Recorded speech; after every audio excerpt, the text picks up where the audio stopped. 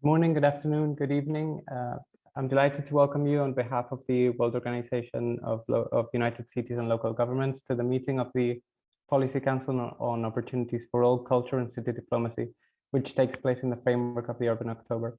Before yielding the floor to Secretary General Emilia Sai for some opening remarks, I would like to remind you that we have interpretation in the 3 languages of UCLG, French, English, and Spanish, as well as in Chinese. Without any further ado, Secretary General Emilia, please, you have the floor. Thank you. Thank you very much, team, and welcome everybody. It is a great pleasure to welcome you to these sessions of the policy councils. As you know, policy councils usually gather before our governing bodies. Our World Council is taking place from the 16th to the 18th of November. And they are spaces, the policy councils, where we try to deepen discussions on critical issues for the agenda of the organization. They are the usual spaces where our political leadership and partners discuss issues that need deepening, more understanding, or where we identify priorities within broad policy areas. And I think today is one of those cases where we need to identify priorities. It is a very critical council because it deals with opportunities for all, culture and city diplomacy as keys for sustainable development and peace. But all of these issues, all of these policy areas are really complex, and we need to identify the priorities that the World Organization will need to look at to include in its work program for the coming months. It is of particular importance as well because last year, we received a very clear mandate to develop a renewed social contract, a social contract built from the bottom up, from the local and territories into the global level, a pact for the future, for people, for planet, and for government. And in that pact for the future, there is an unequivocal value and realization that equality needs to be at the heart. And I remember the first discussions within these policy councils clearly identified that opportunities were simplified and where tough decisions about the future are taken together. Yesterday, the Policy Council on Right to the City met, and there were some issues that came up there very strongly saying we cannot disconnect the issues of human rights from issues around peace. We cannot disconnect peace from the development of culture. I think this is a good place to take it over. But I would like to leave a couple of thoughts with you about what we have been identifying as critical topics to discuss today when in the preparations for this discussion. We all agree, equal opportunities, but also equality at the heart. We all agree, peace, not as not having war, and also not as an issue of borders, but constructing peace in the territories, in the neighborhoods, ensuring that the livelihoods are adequate. What is the next step then? What do we need to pay attention to? Universal health care and the role of health in local governments have been identified, and territories has been identified as something very critical that this policy council might need to pay a special attention to. The role of culture in dealing with the climate crisis is also another issue that we need to look into. So culture as fourth pillar of development, sure, but focusing on the impact of how we deal with climate change and the ecological transformation that we call for. And the power of networks like this one, the power of city diplomacy, of building bridges between continents, between local governments, the power of development cooperation and the role that local and regional governments need to keep playing in the development discussions. This is what we are putting forward. And in the background of this all, we are continuing work around our triennial report on decentralization and local democracy, what you know as the GOLD report, our flagship report, is going to be fully dedicated to finding pathways towards equality. What we would expect from this policy council is to identify those key areas in this realm of important policy issues, those key areas that our work plan would be needing focusing on. And why not? Also identifying some of the challenges that we need to face and address for the future.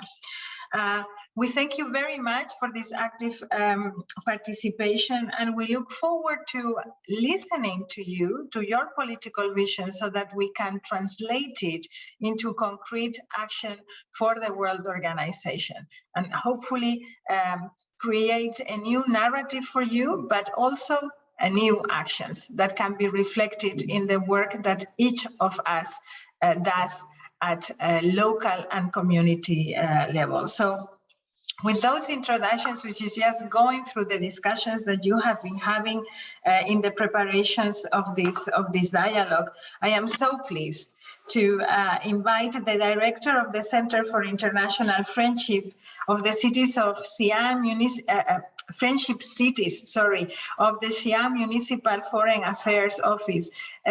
Dear friend, dear Director Shiki, thank you for joining us. It's a pleasure and a luxury to have you moderating this first segment. Welcome.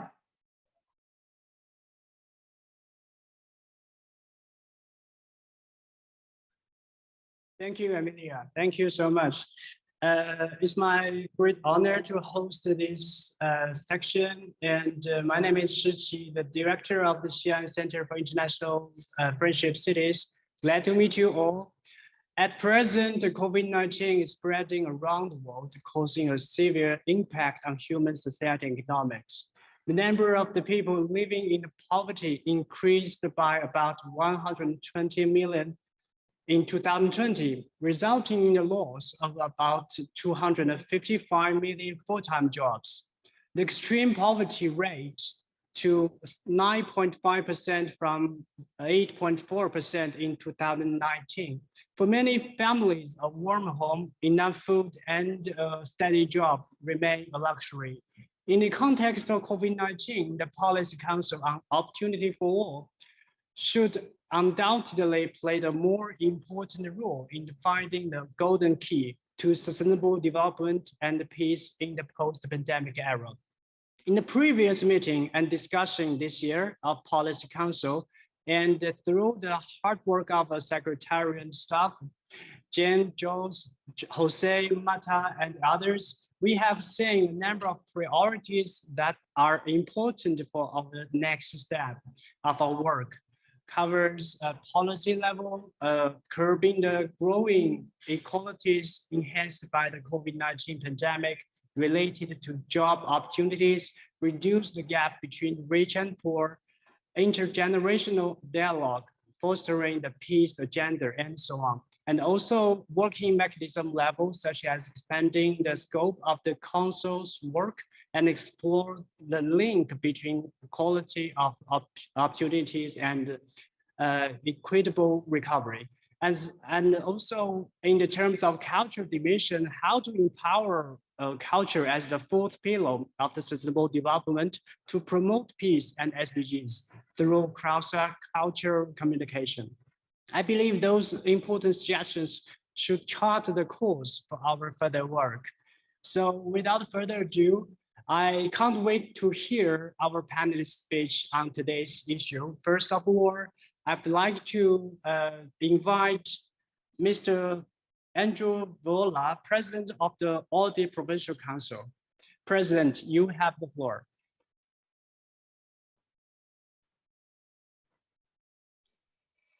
Merci, merci Monsieur le Directeur, Monsieur le Modérateur, Madame la Secrétaire Générale, chère Emilia.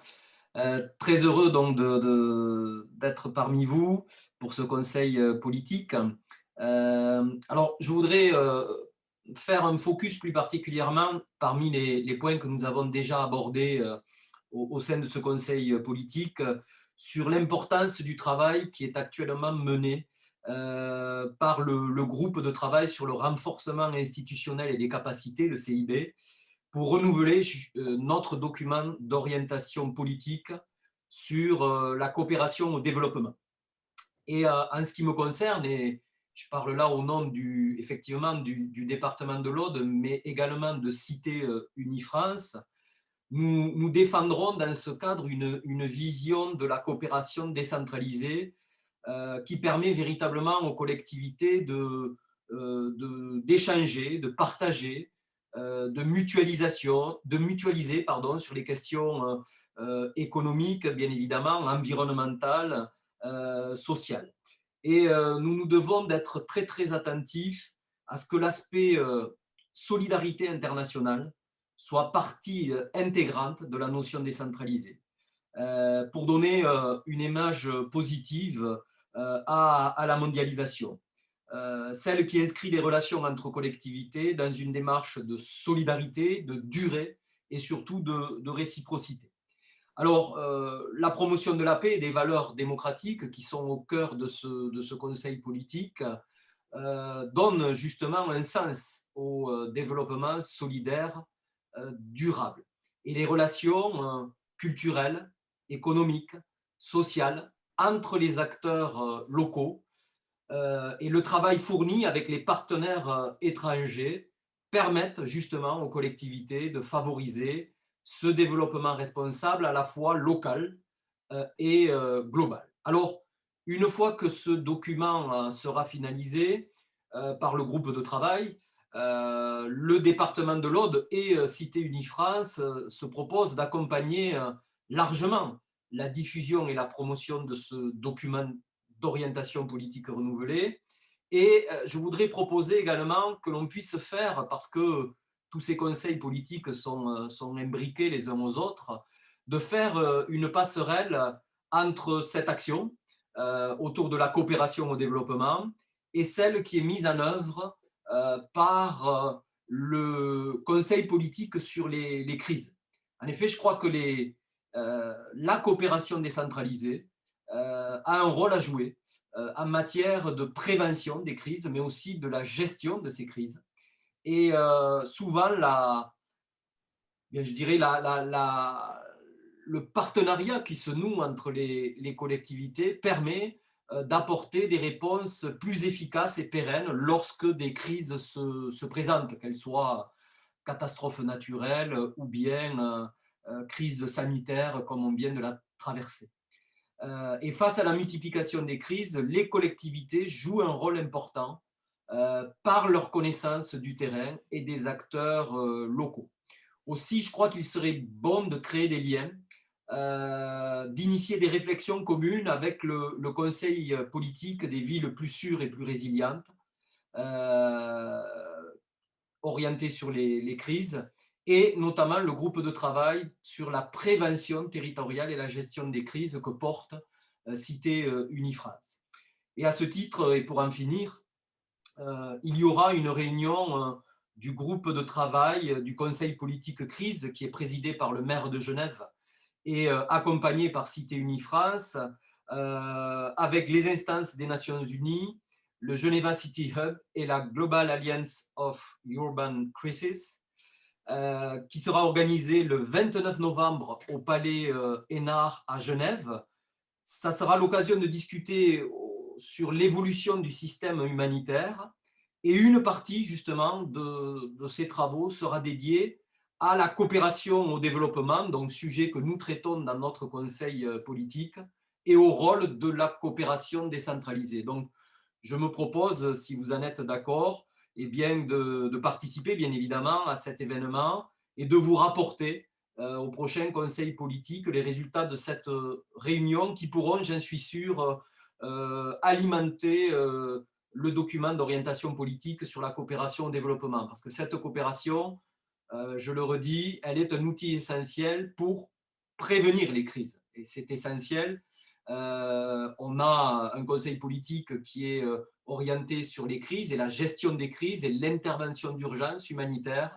Mais la coopération décentralisée, elle permet à la fois de pouvoir intervenir plus facilement lorsqu'il y a ces crises, mais aussi d'essayer de les éviter en amont. Voilà. Et cette première étape, je l'espère, sera une étape dans un travail collectif afin de voir les complémentarités qu'il peut y avoir entre nous sur ce sujet important de la coopération au développement, notamment au travers des crises. Merci à vous.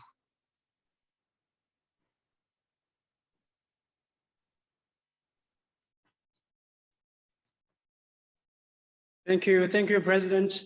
What your concern and your comments on the Committee on the Crisis, which is a very important experience for us, I think, especially for the Pact of the Future. So I believe our colleagues from the Secretariat will take the note. Thank you so much for your speech. Thank you. And next, we would like to invite Mr. Abdallah Onti.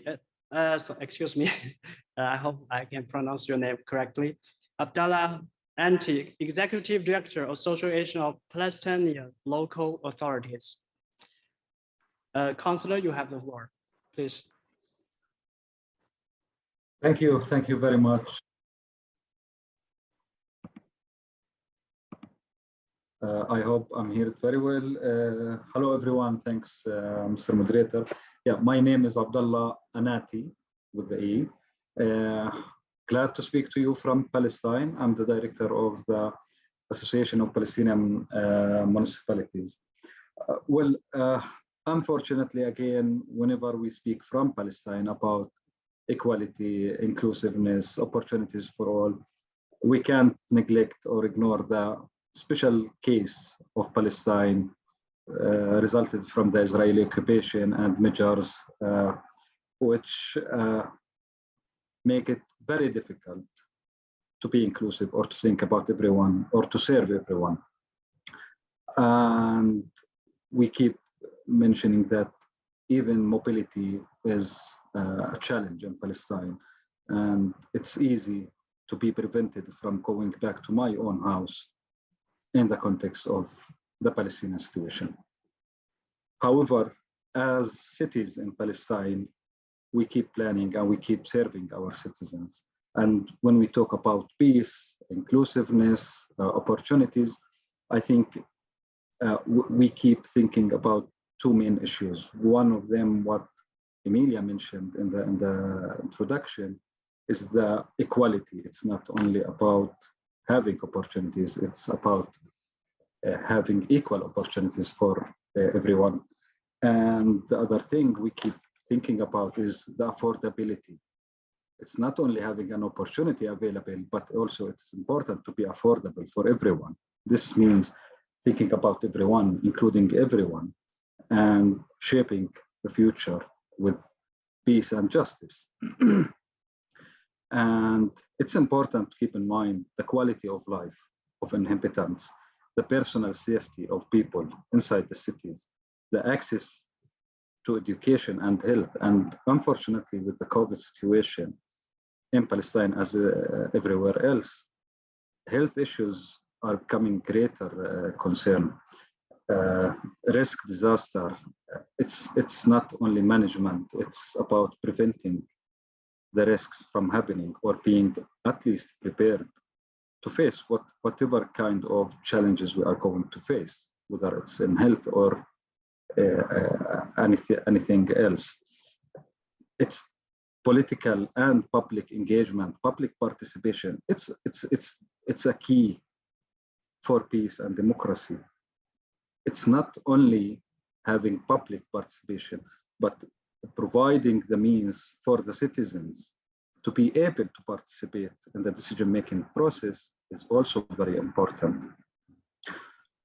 Decentralized cooperation or city-to-city relationship, it's a huge pillar of ensuring, allowing everyone to be active and engaged and leaving no one behind. It's very critical to expand the networks around the world, engaging in direct relations between cities, not only municipalities, cities to city, including civil society organization, academia, to ensure the sustainable relation, to learn from each other, to share experience. It's very important. The dialogue itself with the national governments, as an association, we keep all the time mentioning that the dialogue between the local and central levels of government is very important. This challenge will never end. We are looking all the time for the central government to understand more and more roles, how important roles the local governments are playing. The pandemic era showed very well the roles we are playing as local governments. And it's important to keep lobbying and advocating for more resources for the local government, because the after pandemic era will also focus and require a lot of work from the local governments in Palestine as well as everywhere else. And I will conclude and finish with one sentence. It's also very important from us as leaders of local government to keep speaking to people. People need to hear us. People ask us. They want to listen to us. It's very important to keep talking to people. Thank you very much.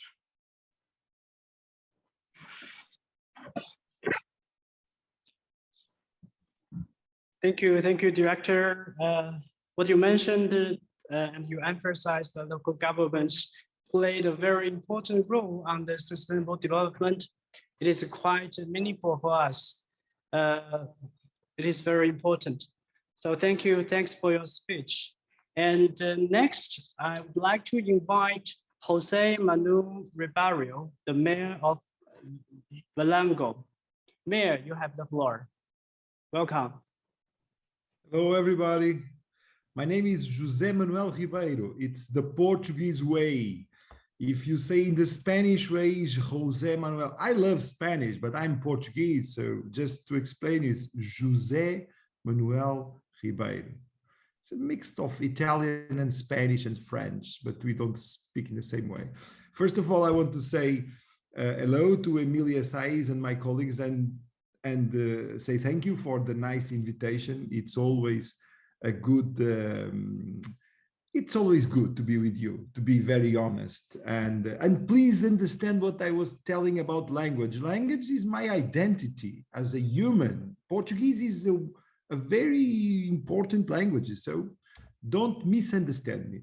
Well, what I want to share with all is some simple thoughts that I think it can be helpful for this meeting. I think we have to think about the importance of enhancement of human dignity and human rights, because for us, all human beings are equal in value and dignity and deserve to enjoy equal respect, human rights and fundamental freedoms, and should therefore be treated accordingly. I feel more and more that we will have to defend human individual and collective freedoms more and more. I think it will be a great issue. A different thought I want to share with you is that it is very important that citizens understand that is the importance of identity, of cultural identity, for the way we live with each other, to respect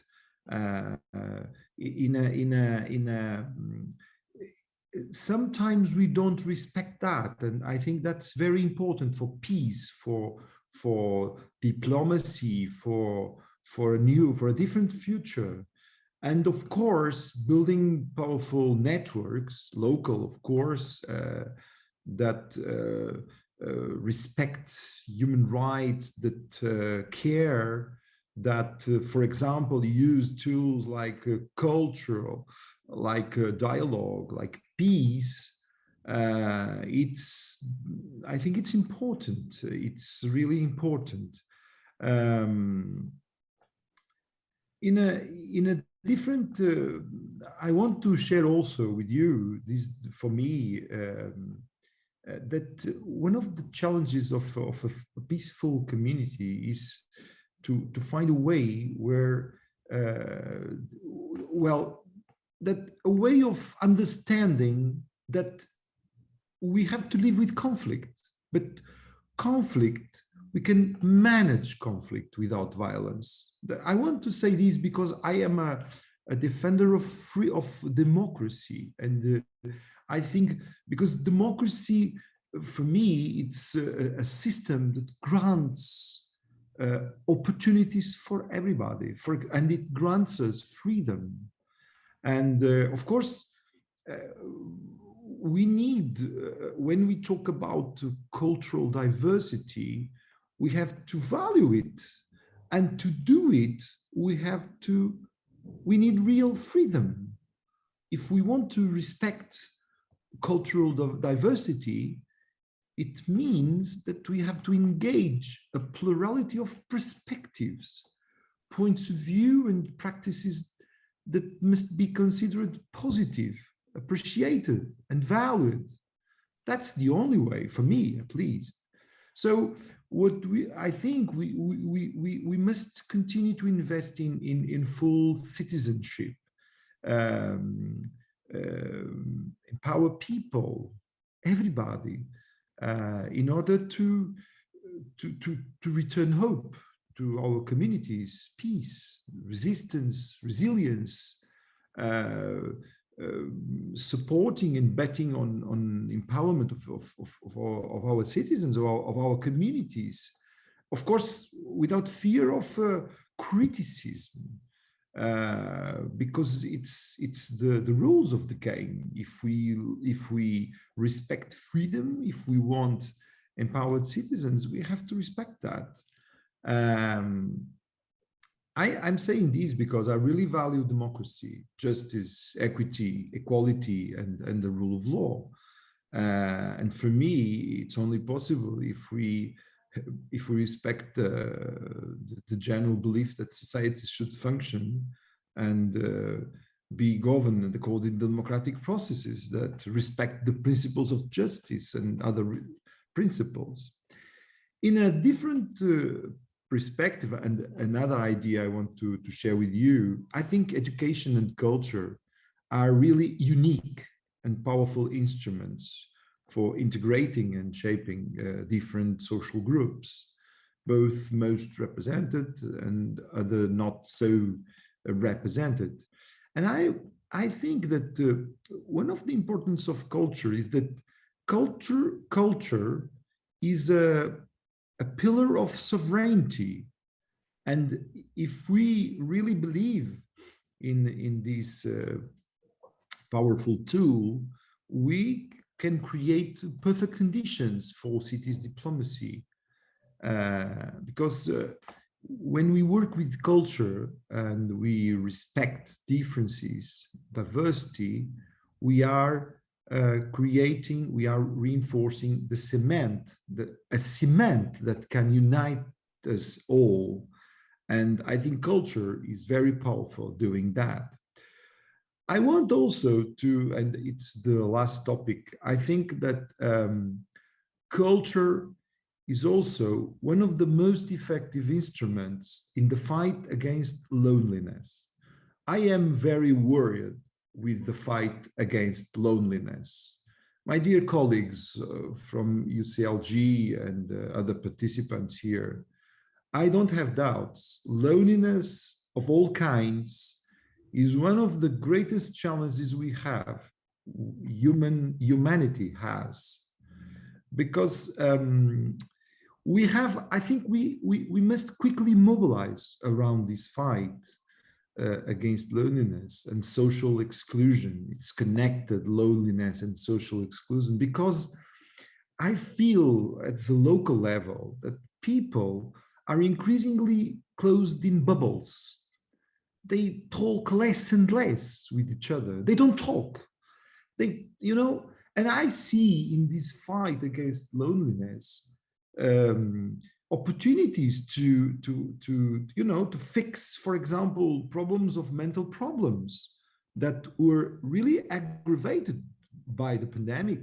At the same time, I think that we can use cultural activities to stimulate civic participation. And at the same time, I think if we really want to fight against this problem of loneliness, against this negative and threatening effect on democracies of this life closed in bubbles, people don't talk, they don't, they don't know, they don't confront themselves with the real networks of everyday life, of face-to-face human relations. So for me, I think this is a very, I'm really concerned with this problem. And I think we could, I don't know, I don't have the silver bullet, but I feel that maybe a powerful way of changing things is asking people to return to the streets, to the squares, to the public space. Because it is when they go out and interact with each other that they realize how illusory the world of bubbles and social networks are. When we confront the reality of social networks with the real reality, it's different arguments. And maybe it's a way of cure. Because if we don't do these, people don't participate. They don't participate anymore. They don't talk, they don't vote, they don't care, they don't want, they don't care, nothing. And so just to finish, I think maybe this is a way of fighting this phenomena, and at the same time, further more and more civic participation. And as you know, I'm a big defender of civic participation, and civic participation is not with the people locked themselves away from at home and in the real or in the virtual world. If we want civic participation, they can do that through the virtual world, but also in the real life, eye to eye, speaking, see each other, touching, feeling. So for me, fighting loneliness helps us also building communities in peace. If, of course, results from a governance that includes, that real believe in human participation, in human value, in humanness, and of course invests in empowerment. So that's what I want to share with you. It's a feeling, a recent feeling. You know, pandemic is really changing a lot of things. And we had recently elections, local elections. For example, in the urban areas, we have 47% of voting. I'm going to say it again. 53% stayed at home. Don't say that is not a problem. That is a big problem. So I hope it is useful. All the best to my friends. And again, thank you for the opportunity to share the way we feel the world. All the best. Thank you, Emilia. All the best for you.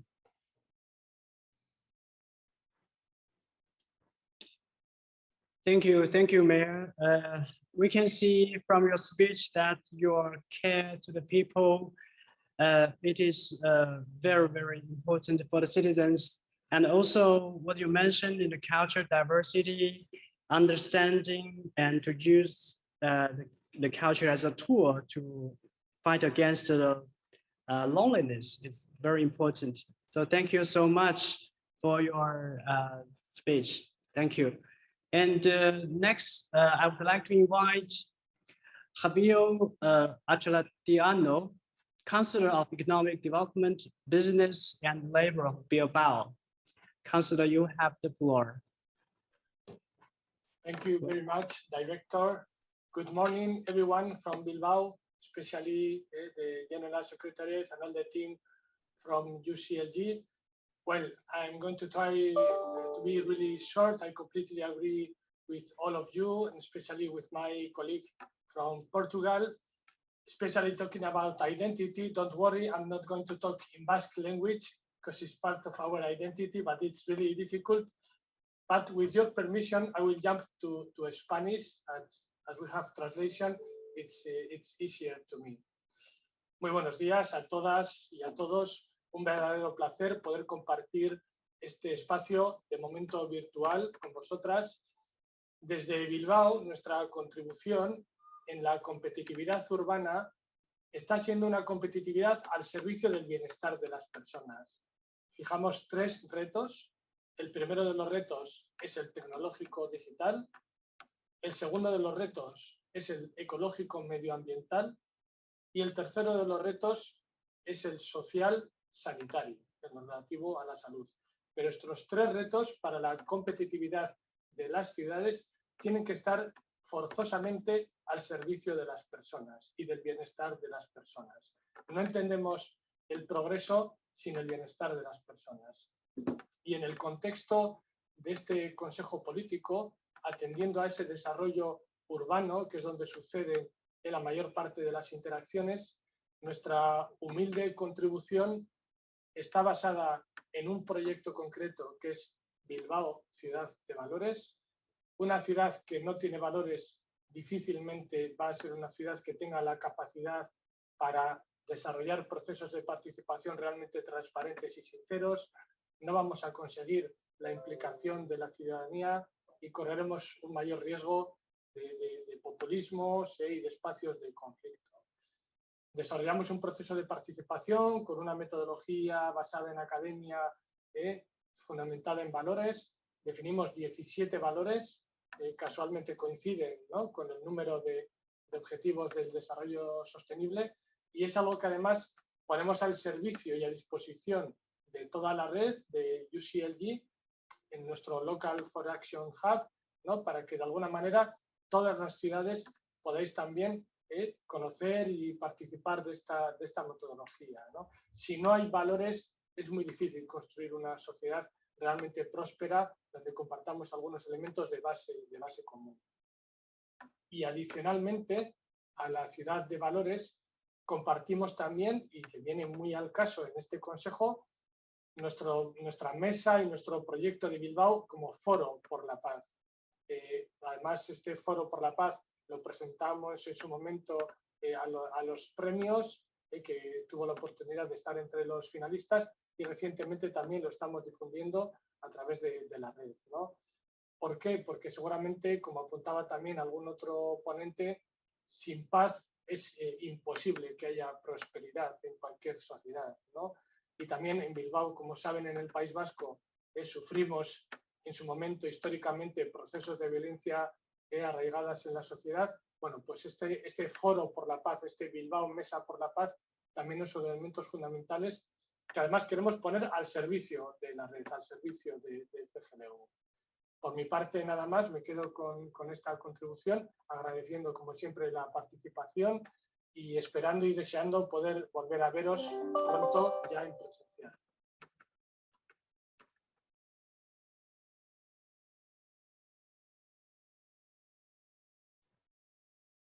Thank you, Councillor. What you just mentioned about the city value, and I think also Bilbao has played a very important role in the UCLG communities, and we saw a lot of cooperation programs between UCLG and members with Bilbao, especially Local for Action Hub. So congratulations to the success of the city, and your suggestions will be taken note by our colleagues. Thank you so much. And last but not least, I would like to invite Ms. Sammy Sloak, Manager of Foreign Relations Directorate, Izmir. Madam, you have the floor. Welcome. Thank you. Dear Secretary General, dear friends in UCLG, dear Mr. Moderator, valuable speakers, I'm very happy to be in this Policy Council meeting today, also to see the familiar faces and hear the precious talks. Today's world, with the ease of communication, transportation, and blurring of national boundaries, cities have become more important as one of the most important actors in addressing important global issues. When thinking about the 21st century, cultural diversity is perhaps among one of the most explanatory concepts. Being connected to the international system is more crucial than ever, and that should be a top priority for cities. There are more than 200 city networks globally that do all sorts of things, from collaborations on health issues, gender equality, minority rights, refugees, climate crisis, and peace. I believe that we need more connection between our cities to overcome today's very complex crisis through collective action. In this context, using city diplomacy tools is the dominant strategy for Izmir metropolitan municipalities for the further policies also.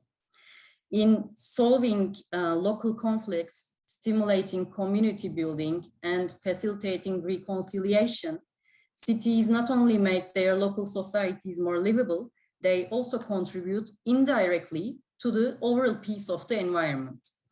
I think that contribution of art and culture in peace and reconciliation processes in our cities is so important for our common future, as the 2020 Rome Charter envisions. The most important way to create more inclusive, democratic, and sustainable cities is through cultural diversity. Culture is one of the most affected by the COVID-19 pandemic that is ravaging the world.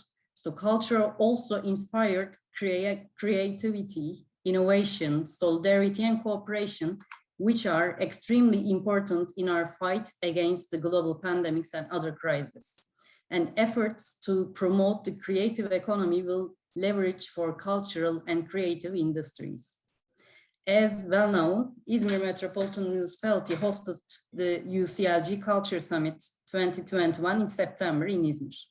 We were deeply honored to host this very important summit, which is one of the most significant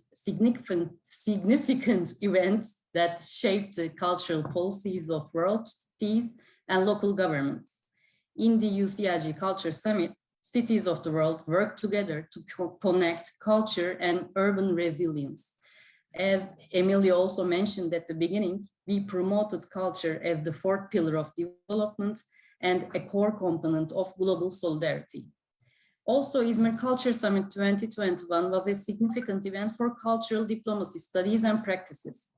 As the main outcome of Culture Summit, the Izmir Declaration, entitled "Culture Shapes the Future of Humanity," clearly shows why culture needs to be at the center of the global discussions about sustainability.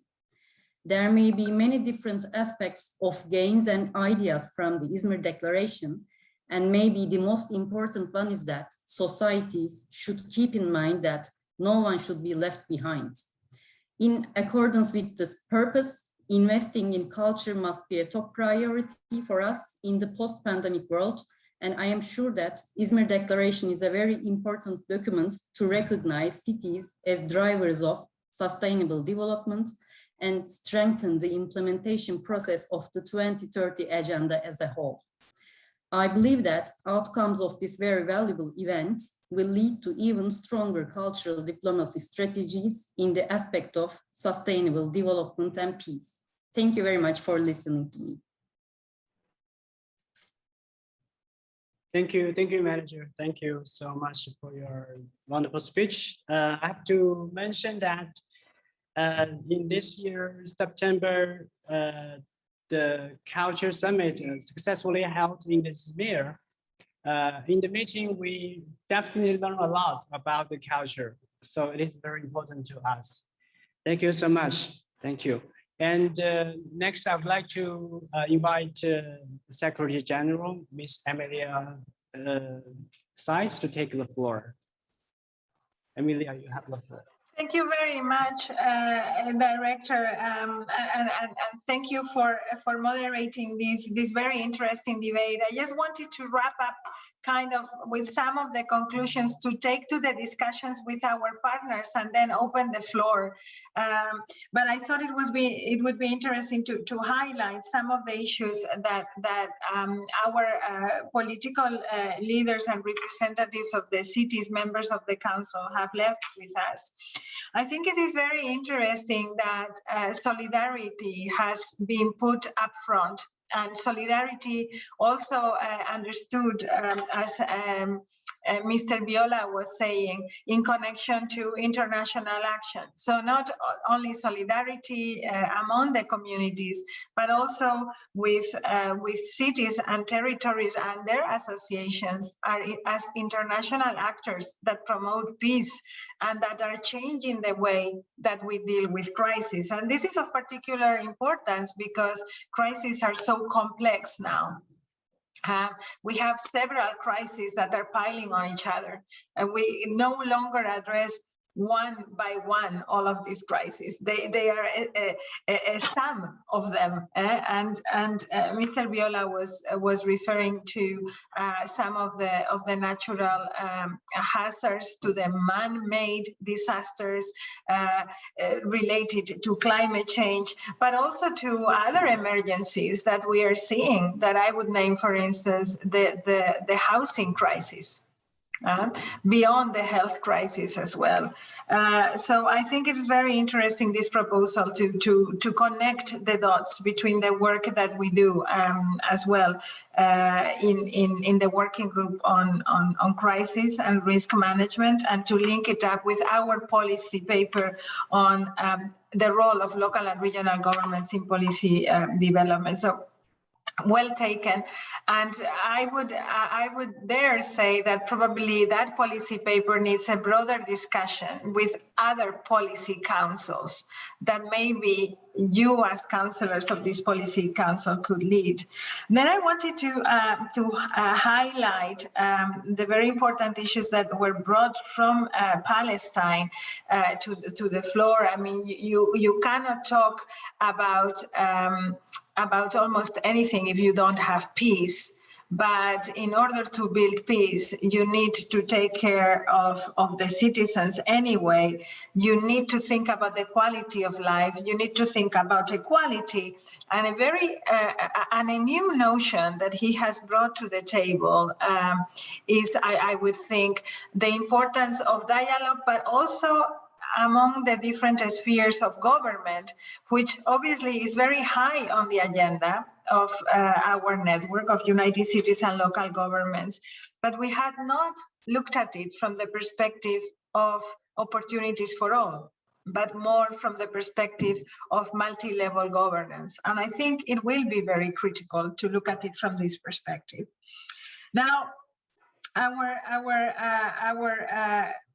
friend from Portugal, José Manuel, always brings very interesting developments to the discussion. And beyond consolidating the importance of protecting freedoms and democracy, there is a very new topic that he's bringing to the discussion, the issue around loneliness and mental health and the use of public space as a critical instrument to participation. I think, and opening up opportunities, I would even say. It's very relevant at a moment where national governments and local governments are trying to control public space, and where democracy is being put in jeopardy sometimes by trying to be efficient in tackling one aspect of the crisis. So I find that very interesting, and I think we will need to see how we interact and how we bring this discussion to the pact for the future. But certainly, we have taken note of these very interesting issues around identity and how you trigger respect as building blocks for peace that we can obviously take note of. And then Bilbao brings in the issue of values and also the issues of technology. And I think in the discussions with the partners later on in this session, technology will come up again. But the issue of values is extremely relevant, not only to protect rights, but also to trigger society building, right? Also, if we look at the future, often values are looked at as something that you need to preserve. But values, just like culture, have evolution within their own nature. And I think this will be important, an important building block also for the implementation of the Rome Charter. That is such a very relevant input to the discussions that we are having today. And then, of course, the vision from Izmir, culture as the mortar that brings everything together, and the inputs of the Izmir declaration. So I think a very rich discussion that we have had with a very strong political vision that takes us out of the sectoral approaches that we usually have in policy making, and that we hope we can integrate well. I hope that some of these voices, and I am counting with many of you, these voices will be brought to the World Council. Cian, Bilbao, and everybody, thank you very much for the work that you are doing also within the Local for Action hubs. You are important ambassadors for us. Thank you very much, Director, for willing to moderate this part of the session. And if you allow, I would now go to our colleague Jordi Pascual, and the coordinator of our Committee on Culture, to open up the discussion with partners. Jordi, unbelievable richness of this first part of the discussions. We are in your hands. Thank you again, Director in Cian. Thank you. Thank you, my friend. Thank you very much, Emilia. Thank you very much indeed. Very, very rich conversation, great speeches from all the councillors, and congratulations again, my friend Will, for very good conduction of the first slot.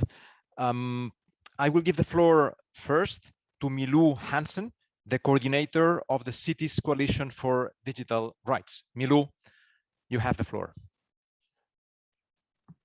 Yes, thank you. Also, thank you for the opportunity to address the topic of digital inclusion here in the Policy Council. As we think about digitalization and technology in cities and leaving no one behind in the field of digital rights, we see that first of all, we have to start with digital inclusion, getting everyone included on board, making sure that everyone has a voice, but also the skills to contribute to the digitalization of a city. And with this in mind, we are very happy to read the position statement from the IFLA Association, taking a position on digital rights in cities and how libraries can also contribute to the upholding of digital rights, but specifically to work on digital inclusion, to work on digital skills, to raise awareness on privacy and other important concepts related to the digitalization and technology in a city. Yeah, as we all know, city governments cannot achieve all these goals alone. In a city, we always work together with our local communities. With that in mind, we would like to take some time here right now to specifically reflect on library and city collaboration in the context of digitalization. We will do this via 3 speakers. They will each give us a different reflection on this topic of digital inclusion in cities and library and city government collaboration. So these 3 speakers should give you an idea of what the possibilities would be and what the most pressing issues would be. And then I hope this will spark a further discussion on how libraries and city governments have a role to win in effective collaboration on the topic of, amongst others, digital literacy, digital inclusion, and digital skills. And first speaker will be Fayola Hadjoy from the city of Tirana. They have a successful program there, which is called Bibliotheeks, to enlighten us a bit more about how this works in practice within their city. Then we have Katarina Isberg. She's a library director from the Helsingborg City Libraries, giving us more the library perspective on digital inclusion. And then finally, Fiona O'Connor from the Toronto Library has done an extensive scan of all our almost 47 city members within the coalition to see what is being done locally already on the topic of digital inclusion and digital skills from a library perspective, from a city government perspective, but also from the civil society perspective where this comes together. So Jordi, I could pass the floor directly to our speakers, or maybe you would like to intervene before continuing. We can go ahead. Let me just remark the very important work that the Coalition for Digital Rights is doing. A very difficult and pioneering work, very relevant for the societies of information and knowledge that we are all building together, and an open invitation. I'm sure that all the persons attending this policy council are already familiar with your work, but let me emphasize, yes, the recommendation to everybody take notice of the work of the Coalition for Digital Rights. And please go ahead in introducing our next three panelists. Milou. Yes. So first, we will have Fayola Hadjoy, Director of Innovation from the city of Tirana, and she will speak more about the bibliotheques concept and how this has strong community engagement, but also digital skills. So Fayola, I would like to pass the floor to you. Hello. Do you hear me? Yeah. Yes. Okay. Thank you, Milo, for introducing me to this panel. And I was also listening to all the speakers before. It was very interesting. I hope I'll be at the same level. I will gladly describe and introduce an initiative of the city of Tirana, which was implemented 1 year ago. I currently direct the Department of Innovation at the city of Tirana, and I know Milo from the city's Coalition for Digital Rights, in which we are involved as member city. The initiative that is called Bibliothek is actually a collaboration between UNICEF organization and municipality of Tirana to transform public libraries into technological hubs so that the youngsters can find their place in the community and can learn more by going in these public libraries near their home, so in the neighborhood, and pitch their ideas, know more about programming languages, because for example, in these bibliotheques, we have installed programming languages for free. And what else is done is that we have brought PCs for the first time.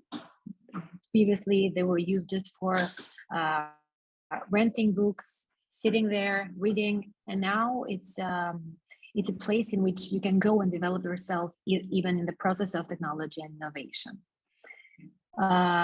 This initiative actually started in February 2020, and it started with 4 pilot bibliotheques in 4 administrative units in the city of Tirana.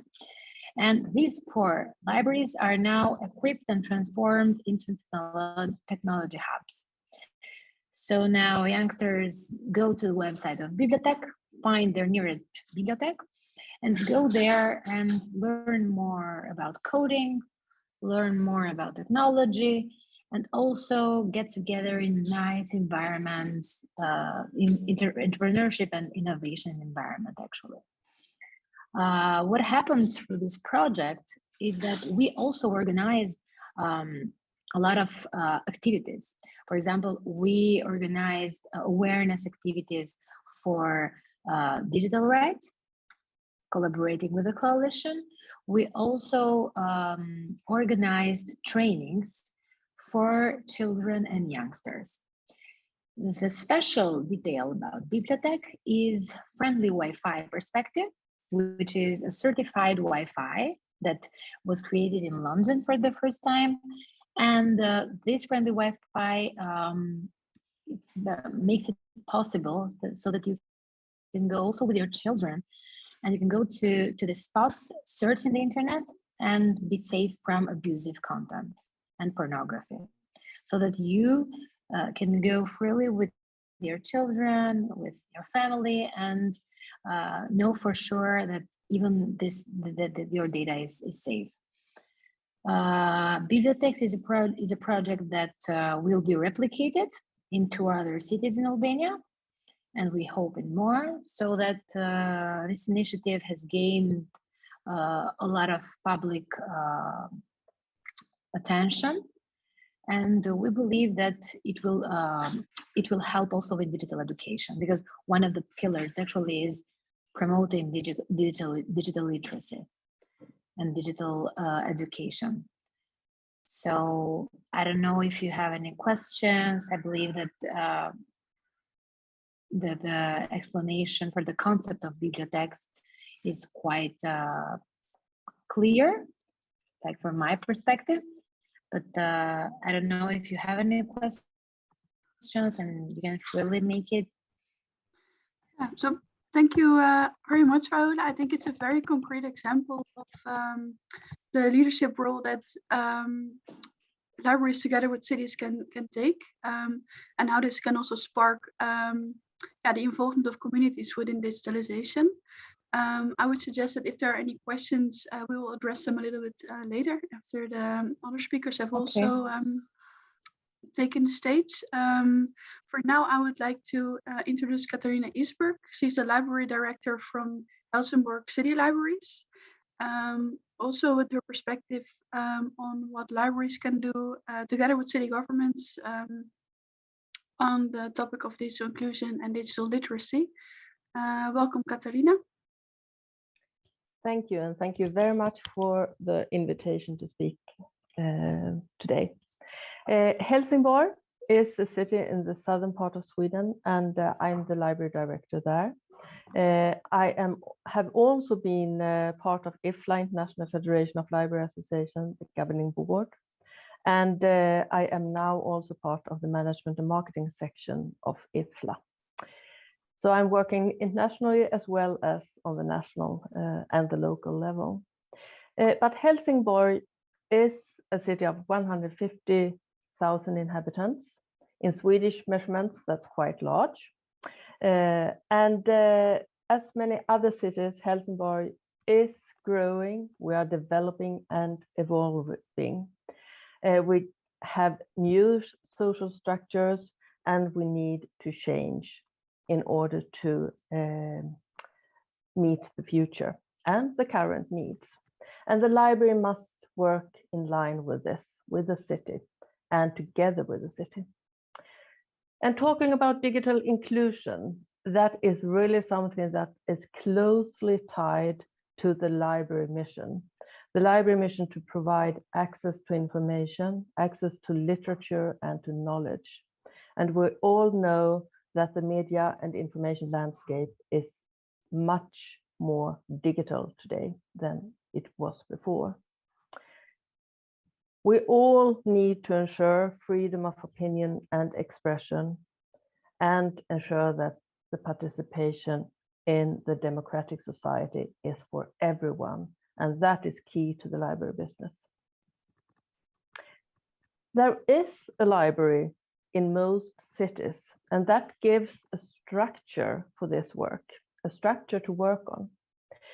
the library is a meeting place and it is a public space in the city. It's one of the few remaining public spaces that is really for everyone. And in Helsingborg, we have 10 libraries. We are looking at the library as the library business, not at the building. So we are not only within our 10 libraries, we are also in other departments, buildings, to meet the inhabitants where they need us the most. And we strive to get more people digitally included by providing access to digital information as well as the technology. But I would say that most important of this is actually giving access to the staff of the library, their expertise, and their ability to support the inhabitants improving their digital skills. Looking at Sweden, 94% of the Swedes are using internet, and 90% are actually using it daily. A high percentage have access to the internet, but having access and mastering the technology are two different things. And here we see socioeconomic aspects. We also see the age. 1 out of 5 are not using internet, and these are daily fresh numbers just out today. But in the library, we also meet younger people who are not digitally included. We meet young adults and adults in general, and we meet new in Sweden, all that has been coming to our country the last years. And people who don't know how to use the net, they don't have access, they do come to the library. And during the pandemic, this has been even clearer to us how other departments' digitalization is affecting the library. When other authorities, when the city is making much more services available in digital format, people who can't use them, they come to the library. And that actually gives a higher demand on our services. And we also see after the pandemic that we are meeting the same customers, the same patrons as many others are. So therefore, we are now collaborating much more. So our solution is to collaborate more, and we are doing that in our digital competence center, our digital center.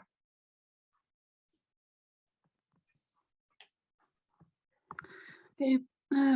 Thank you, Katarina. Also, a very concrete and again leading example of how we can work on these topics from a local perspective. Finally and lastly, I would like to pass the floor to Fiona O'Connor from the Toronto Library, as who I said has done a scan of all 47 to 50 city members we have. How this collaborations are taking shape and how organizations like UCLG, CC40R and IFLA can gather bonds and work more on this topic of digital skills and community building. Fiona, go ahead. Thank you so much, Milou. And hopefully my audio is okay. It's a question of the hour these days. So my name is Fiona O'Connor, and I am Senior Service Specialist in Digital Literacy Initiatives with the Toronto Public Library in Toronto, Canada. So thank you very much for this opportunity today. It's an honor to be surrounded by like-minded peers who have an invested interest in our citizens and our digital communities. So to begin, I just want to highlight a few smart city initiatives. In Sandiford, Dublin, Ireland, technology advancements aid in strengthening the business district. So initiatives are bringing together residents and businesses together to tackle issues such as mobility and climate change. Another example is in here where I live in Toronto, Ontario, Canada. They have implemented My Water Toronto. So this is where citizens can log in and view their water usage at any time. And in Tirana, Albania, a smart city project to highlight is an app called Tirana IME, used for citizen engagement. So globally, cities are growing and offering smart city services, thus an increasing need to offer digital literacy that meets and excels the needs of the community. The environmental scan that I have just completed looks at 49 cities that have signed the Cities for Digital Rights Declaration and dives into the programs and training that is offered to support digital inclusion at both a social and professional level. So the scan is divided into 3 areas: local government, community agencies, and local libraries. So the scan is will give a glimpse of how each area is offering workshops, lectures, tech help to build communities and make them digitally stronger. So workshops include teaching participants how to use the internet, training seminars in the area of open data, open government, and so much more. So a unique finding in conducting this scan was finding agencies and libraries that are working together across countries worldwide. So the following are a few highlights. So to begin, Orange Foundation, which is offered in several European community cities. So this is an agency devoted to creating digital training workshops. So Orange Foundation offers their services in the following declared cities, so Bratislava and Brda. Another example is the Europe Challenge 21. So this has 7 libraries across Europe addressing the needs of their communities in the area of digital literacy. So 2 of the 7 participating libraries are Berlin Public Library in Germany and Amsterdam Public Library located in the Netherlands. And both have signed, their cities have signed that Cities for Digital Rights Declaration. In the United Kingdom, an agency, Learn My Way, offers free digital skill workshops throughout the United Kingdom. So Glasgow and Leeds are 2 locations that have signed the Cities for Digital Rights Declaration and offer Learn My Way workshops in their public libraries. And my last example is Digital Inclusion Week. So this is an initiative from the United States. So the National Digital Inclusion Alliance recognizes local digital inclusion organizations and special events that promote digital equity across the country. So this week historically has taken place in several cities across the United States.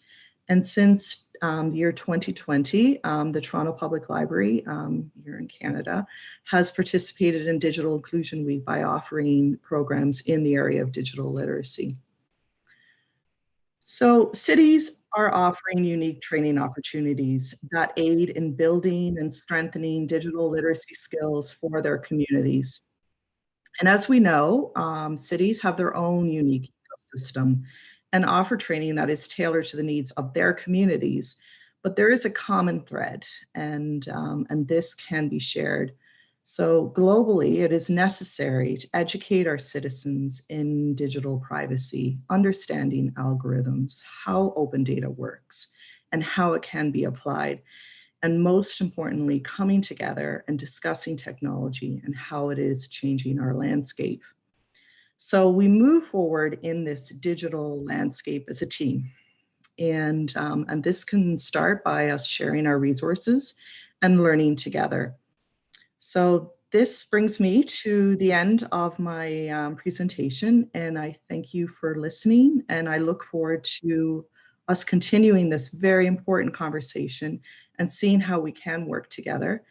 And I do want to thank the cities for the Coalition Office from the Cities for Digital Rights, and IFLA and UCLG for this opportunity today. I am honored to be here, and thank you very much.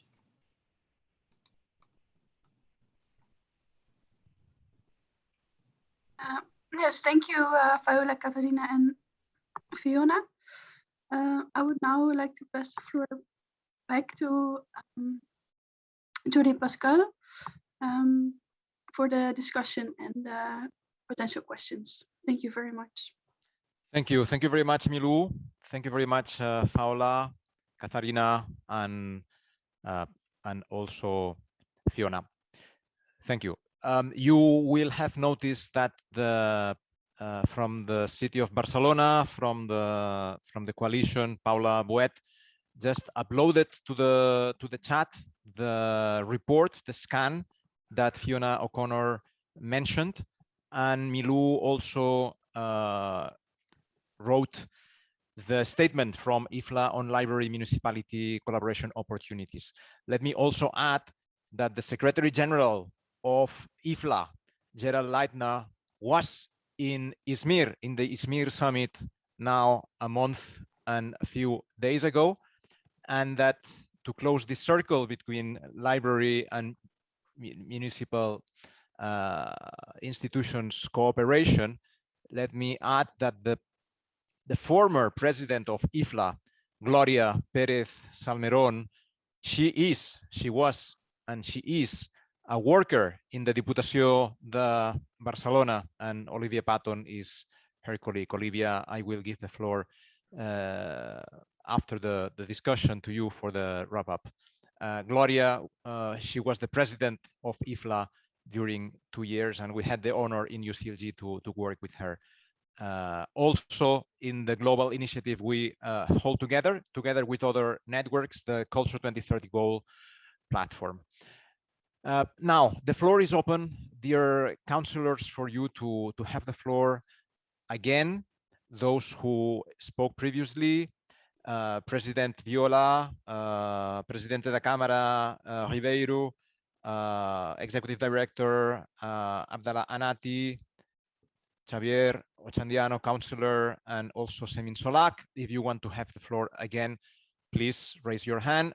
And other councillors that are present in this virtual room, if you also want to take the floor, please also raise your hand.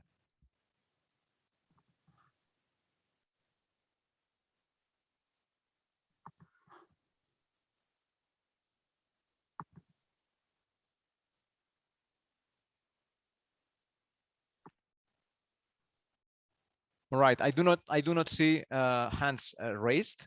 Let me perhaps add a couple of remarks on what we have heard from our colleagues in this last slot. Let me notice the difference between space and place.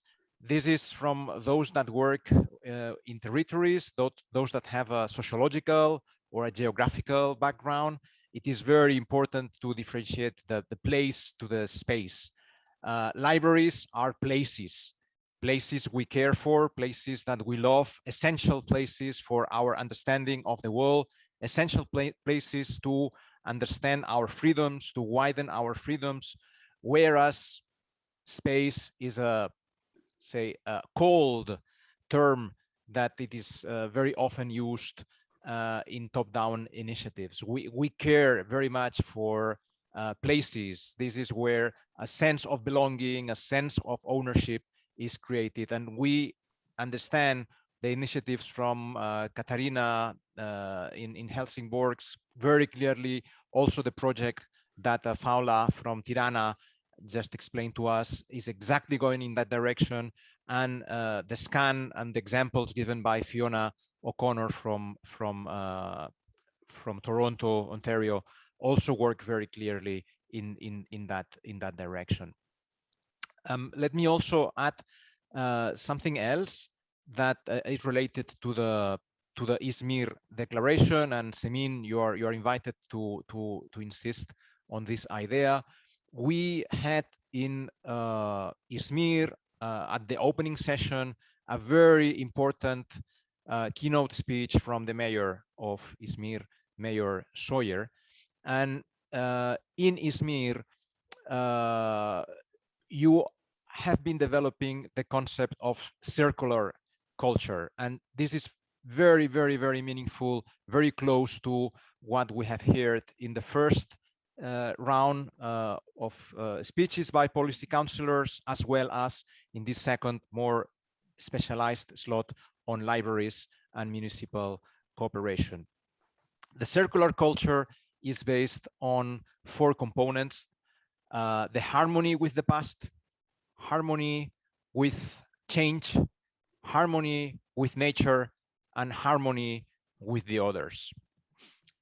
These 4 components, interrelated, are very close to the topics that we discuss in this policy council: opportunities for all, culture and city diplomacy, keys to sustainable development, and peace. We will certainly explore future opportunities for this concept of circular culture to be stronger, to be better known.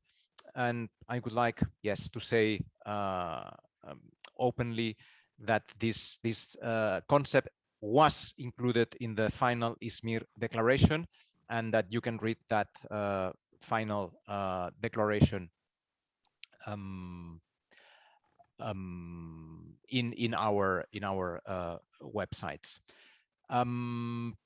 Let me now give the floor to the initial panelists. President Viola, si vous êtes ici et vous voulez prendre la parole, c'est bien le moment.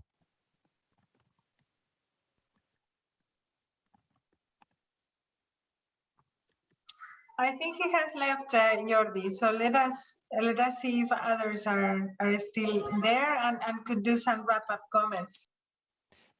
Thank you, Emilia.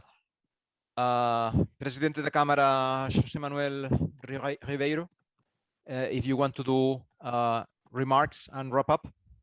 Well, just to say that libraries are spaces of humanness. So great, do it all the time. We are humans. We sometimes forget that we are humans. We are very special. We are animals, but we are special animals. So, and libraries are special places, special public places where you can fight inequality, you can teach values, you can create conditions for peace. I grew up in libraries. My backgrounds are very poor. My father and my mother are very poor people, and the way I learned how to fly, how to dream, was a public library. So thank you very much for all those who believe in public libraries. And that's all. Thank you very much. Muito obrigado, Presidente da Câmara. Executive Director Anati from the Association of Palestinian Local Authorities. Your final remarks and wrap up, please. Well, thank you very much. Thanks for the session. Thanks for the speakers. The second session was really interesting. Just want to say we need to talk to each other more and more. I think this policy council is one of the most active, and we have a lot to do based on the interventions and the speeches from different speakers. I think we need to talk with other policy councils inside the UCLG. We have a lot to do together. Thank you very much. Best of luck. Thank you very much. Thank you very much. Shukran, Executive Director, and all the best to the association and to your work. Thank you very much. Councillor Ochandiano, final remarks, sus aportaciones finales, concejal, a su disposición. Sí, muchísimas gracias, Jordi. La verdad es que con vuestro permiso voy a copiar abiertamente el concepto de cultura circular. Lo habíamos trabajado mucho en el ámbito de la economía circular, pero me ha encantado el concepto y agradecería si nos pudierais facilitar a través de la organización algún enlace o alguna documentación. Bueno, Bilbao también ha tomado parte, ¿no?, en el Consejo de Cultura, ¿no? Y obviamente, tal y como apuntaba mi compañero portugués, la cultura es un elemento vertebrador sin el cual no se entiende un contexto social y en este contexto, además, una ciudad, ¿no? A mí, de entre todos los objetivos del desarrollo sostenible, el que me parece más acorde a la naturaleza de nuestra red es el número 11, ¿no? Porque al final habla de contextos urbanos donde, desde mi humilde perspectiva, los otros 16 objetivos confluyen en el 11, que es en el de ciudades, ¿no? Que es en el contexto en el que nosotros nos encontramos de manera principal. Y en eso la cultura puede y debe de ser un motor de transformación social, de transformación económica, como lo fue en nuestra ciudad, ¿no? Y por supuesto también un motor de cohesión social, ¿no? Podría compartir alguna otra iniciativa y proyectos, como tenemos en Bilbao, tal y como es Fair Saturday, con alguna iniciativa realmente muy interesante, pero bueno, me quedo con ese concepto de economía circular que realmente me ha parecido innovador y que agradezco mucho, y que con toda la buena intención y con su permiso intentaré aprovechar. Eskerrik asko, concejal. Os haremos llegar los documentos y I would like to notice the direct link to the declaration in which this concept of circular culture is already briefly explained. We in the Committee on Culture agreed a few days ago, and Semin is the witness of this, that we would hold a conversation on the circular culture concept in the future, perhaps later this year, 2021, perhaps early 2022, but it is a very powerful concept. We will love to give more space and to make it grow. Semin, if you want to take the floor again from Izmir, please. Thank you very much, Jordi. You wrapped up real good, actually. But I just want to make a catchy phrase, read you a catchy phrase from Mr. Mayor's opening remarks of the summit, as he mentioned, about the circular cultural program. I like that very much. Humanity, the inventor of art, philosophy, and economy, inspired by the universe, came to a moment when it broke all ties with nature. From here, the climate crisis was born. A planet is formed, where a species becomes extinct almost every 10 minutes. For this reason, the circular culture program that we will outline during the summit must clearly express our demand for harmony with our nature. I wanted to read this to you, which I believe this is the perfect summary for what we have to say. Thank you very much. Thank you very much, Teşekkürler, Semin.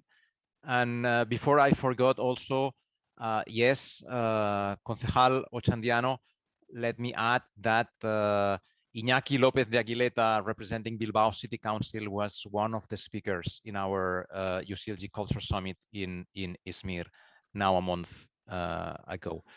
Dear Shiki, you were chairing the first slot. Do you want to add anything, some wrap-up comments, remarks? Please go ahead.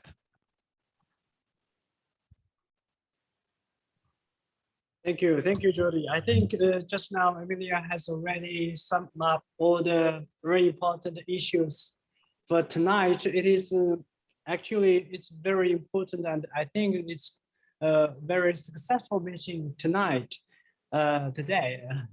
And the important things we have, get together to have the same aim for the next step.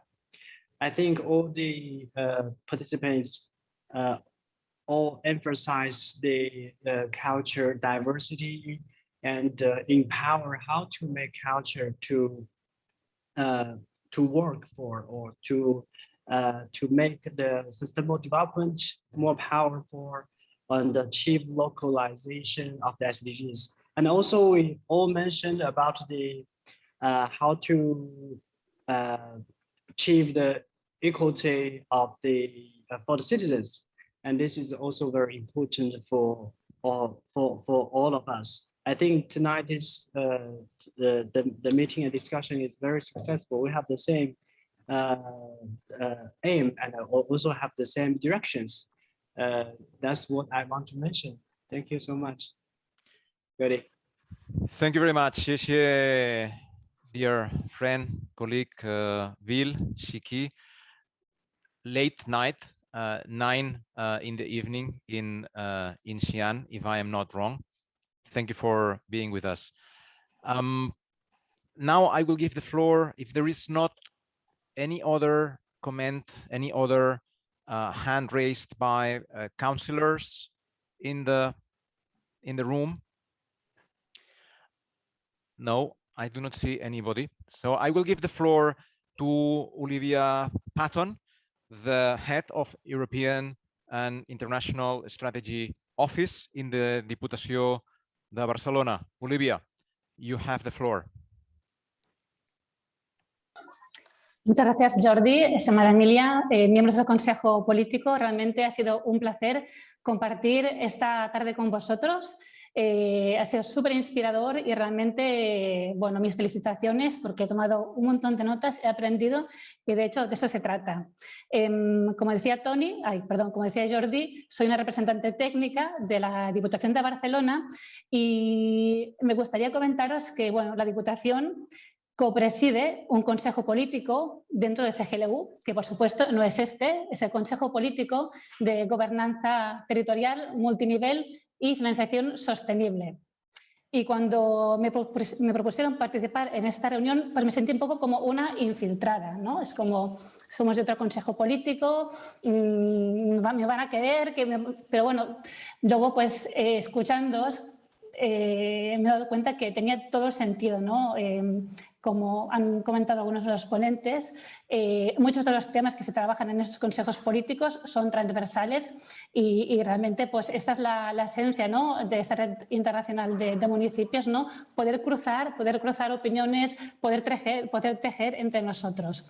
Entonces, yo creo que bueno, no voy a hacer un resumen de la sesión porque creo que ya entre todas nosotras hemos ido apuntando un poco, ¿no?, los elementos que se podían destacar, pero sí me gustaría pues compartir 4 ideas, un poco pues a raíz de lo que habéis estado comentando y un poco también conociendo el trabajo que estamos haciendo desde el Consejo Político de Gobernanza Multinivel, Territorial y Financiación Sostenible.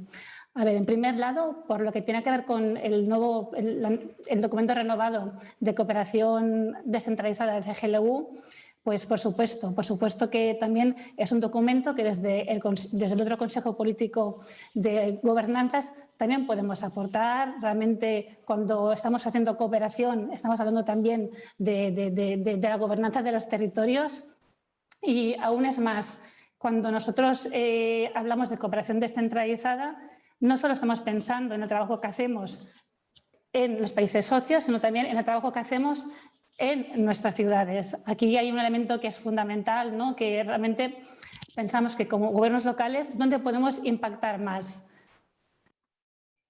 En los países socios o entre nuestra ciudadanía.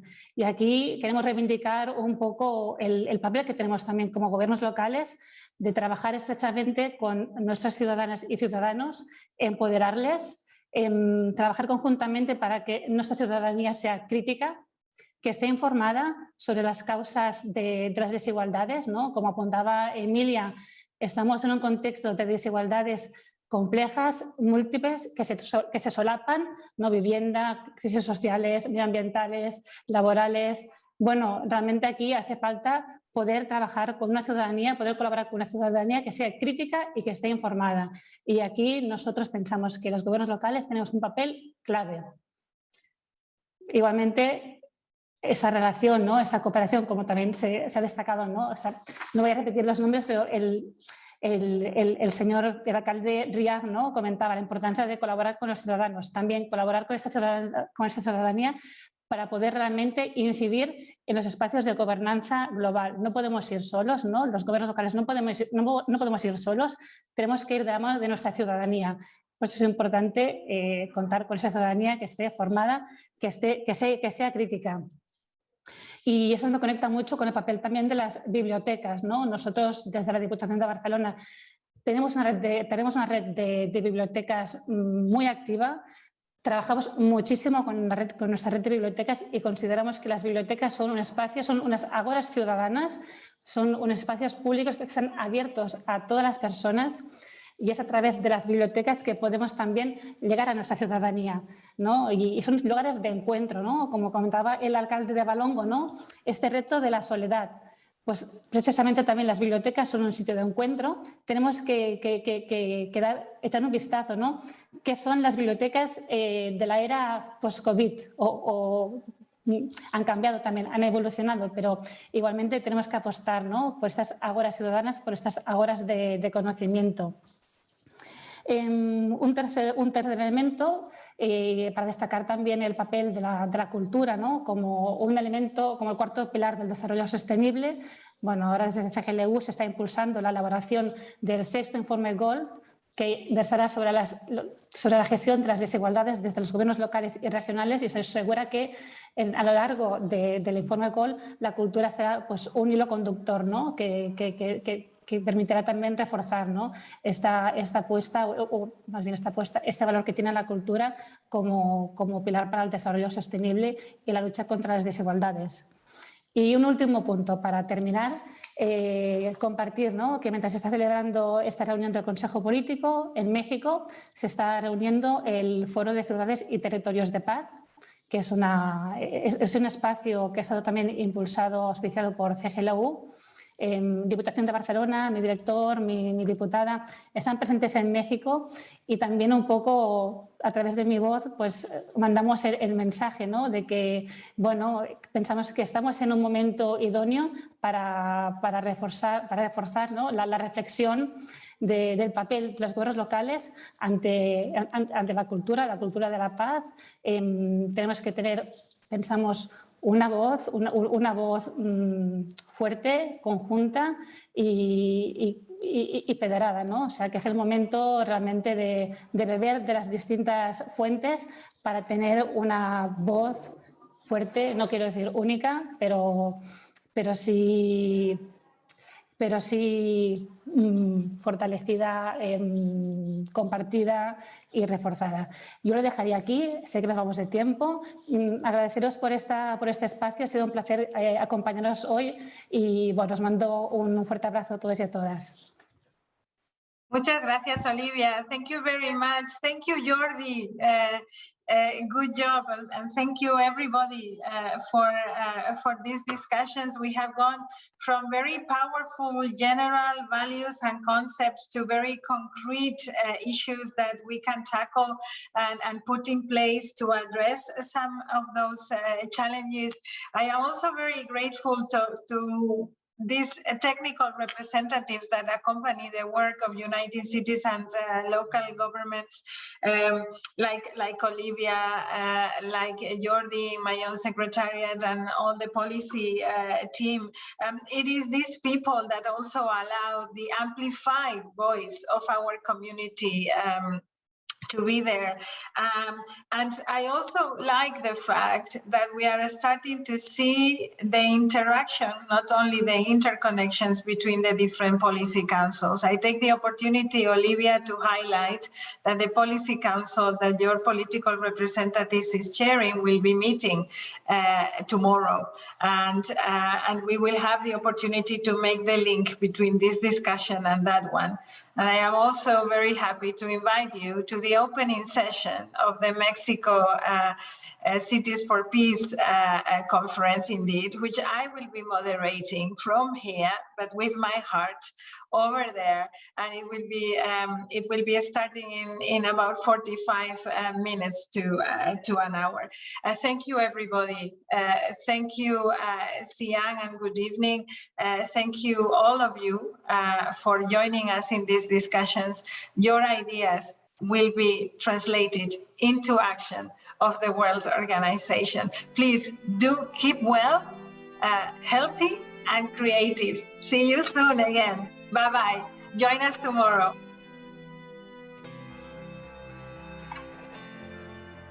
Un abrazo grande.